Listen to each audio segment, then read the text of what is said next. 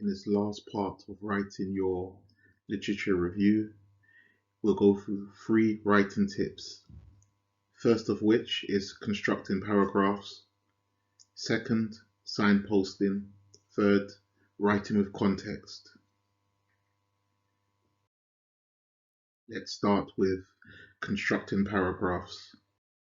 A good paragraph generally consists of 3 parts: an intro sentence, main body sentences, and a conclusion sentence at the end.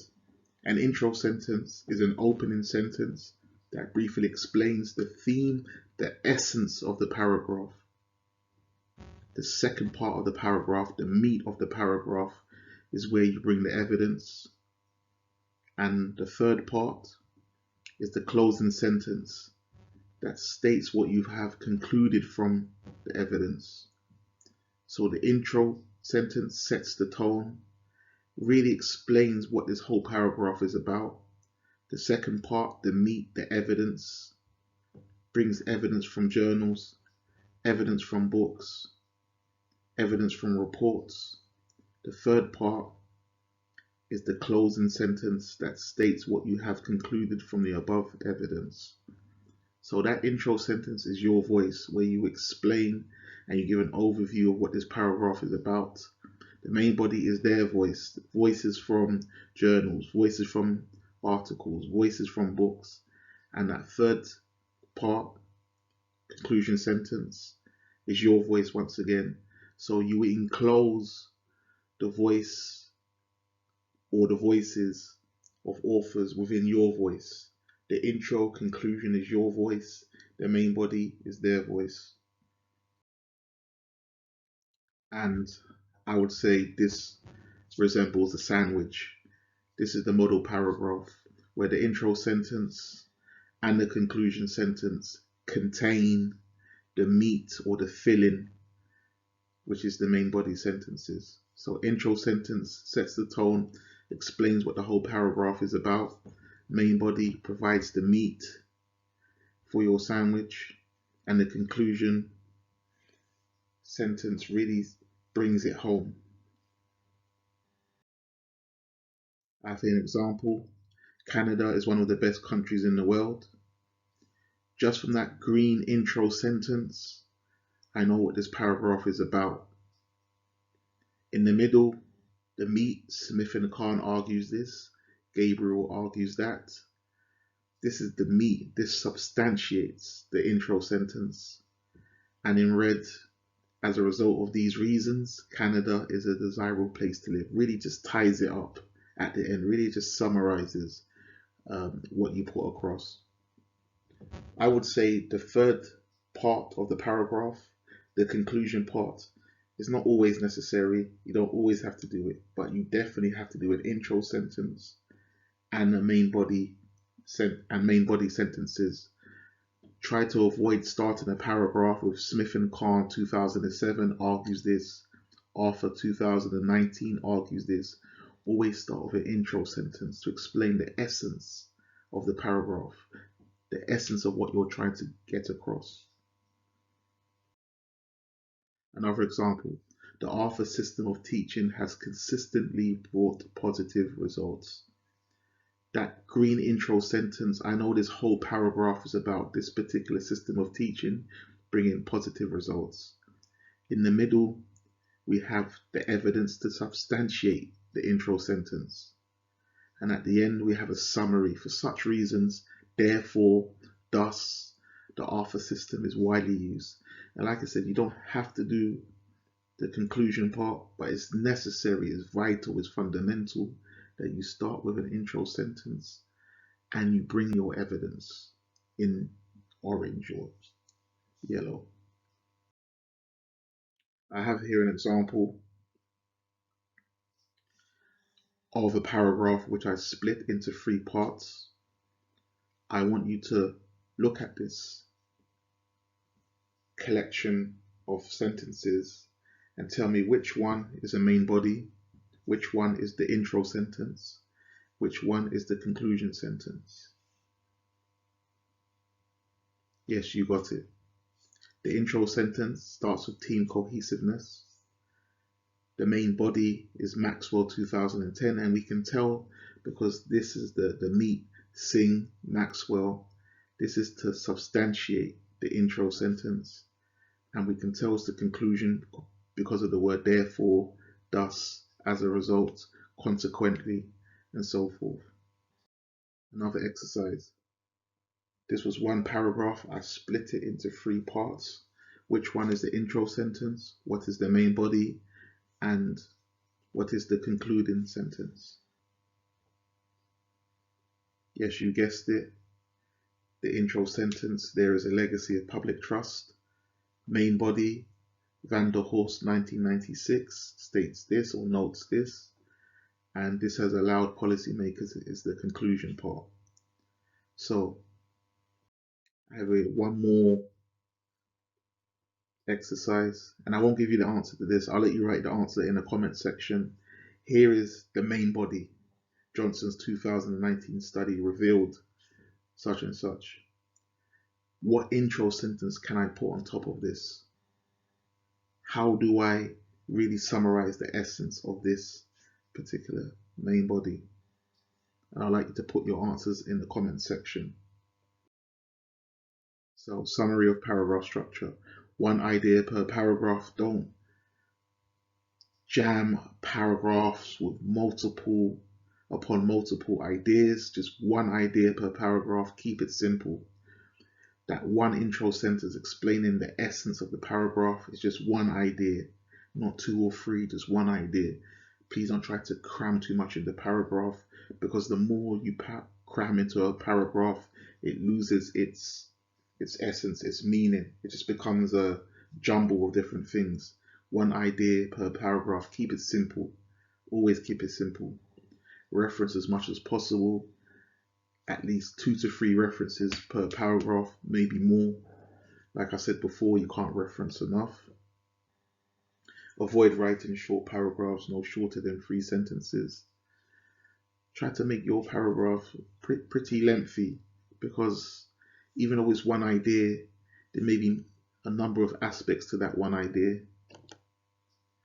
And avoid writing long paragraphs. Sometimes I see paragraphs which are a page and a half and over that, over a page. Nothing more than 6 or 7 sentences. It could be overly long. As I said before, the more you write into the paragraph, the less sense that it makes. It's very difficult to write an intro sentence when the whole paragraph is a page and a half. Keep it simple. Keep it straight to the point. Less is more. Hi guys. This is a chart of reporting verbs. Sometimes we use the same verbs all of the time, and our work becomes very boring because of it.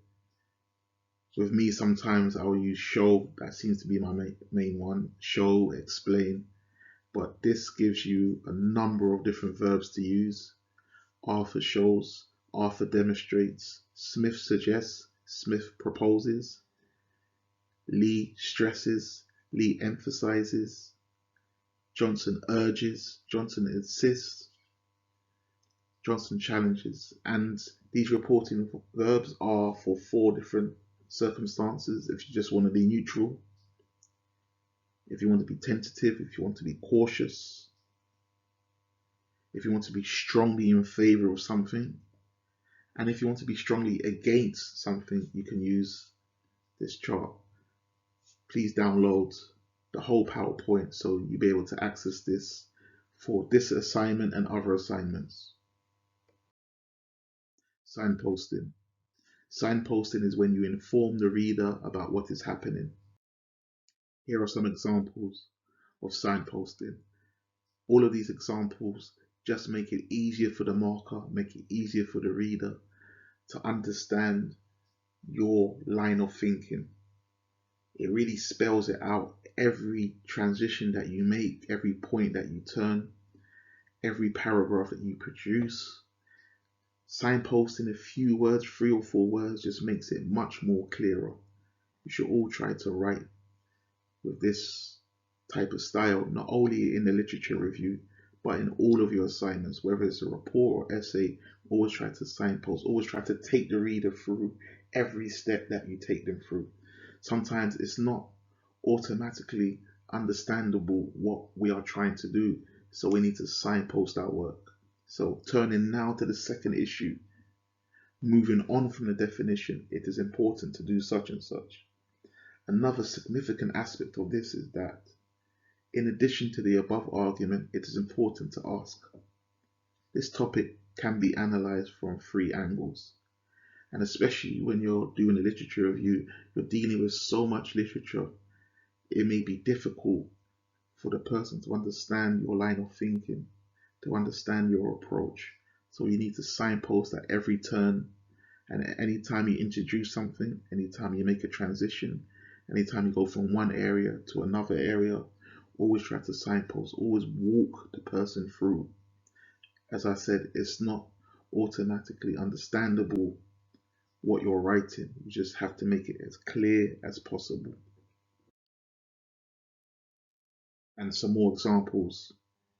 The following case study will be presented to demonstrate the need for unconscious bias training. Rather than just present the case study, this sentence is really hones in on why this case study is presented. Just a few words here and there. The other example, this section will review the definitions of colonization in order to find the most appropriate definition. Once again, before just bringing the definitions, they're explaining why, they're explaining the purpose, really signposting and making it easy for the person to understand why this case study is here. What purpose is this case study serving? We can't assume that the person marking our work knows why it's here, so we have to walk them through. It takes 3 words, 4 words, 5 words, a whole sentence, but we have to walk them through. Summary of signposting. Explicitly explain your process. Don't take it for granted that they understand your thesis. Don't take it for granted that they understand your work, your review. And the purpose of each section should be clearly understood. Every section of your literature review should be clearly understood. It should have a clear purpose of what it is doing. Context, the last point, this is very important. When we write without context, we'll just jump straight in. Smith 2017 found that there may be more than 2 types of diabetes. However, when we write with context, in red, in the cluster analysis of inpatients, Smith found that there may be more than 2 types of diabetes. So it's essentially saying the same thing, but they've added 4 extra words, 5 extra words, just to give some clarity of where this is from. And it shows the person reading your work that you didn't grab Smith out of thin air. Rather, you had an understanding of the study that he conducted. You had an understanding, you read widely around the subject and within the subject. So in a cluster analysis of inpatients, you really specify that this was a cluster analysis, rather just some ad hoc study that you just grabbed from thin air. You've really given an understanding that you're aware of the universe, of the context that it's in. Similarly, Arthur, 1997, argues that protective measures impaired the ability of the market system just out of anywhere. Whereas when we add context, seeking to refute Lippmann, 1996, Arthur, 1997, argues this. So we understand that Arthur is reacting to Lippmann. So this shows the person marking your work, this person has read widely. They haven't just read the study, they've read about the universe and the context that it's in. So when we bring an argument forward, when we introduce an author, it's always good to show some context that we are aware of the study that this person conducted. We are aware of the refutation or the critique or the reason for writing. We are aware of these things, of the wider universe. Thank you for listening. It's always a pleasure to produce this stuff for you guys. This is the last hurdle, your dissertation is the last hurdle, one of the last hurdles in your undergraduate career. Just try hard, push hard. Please, any questions or comments, write within the comment section and I'll get back to you. Thank you for listening. All the best writing your dissertation.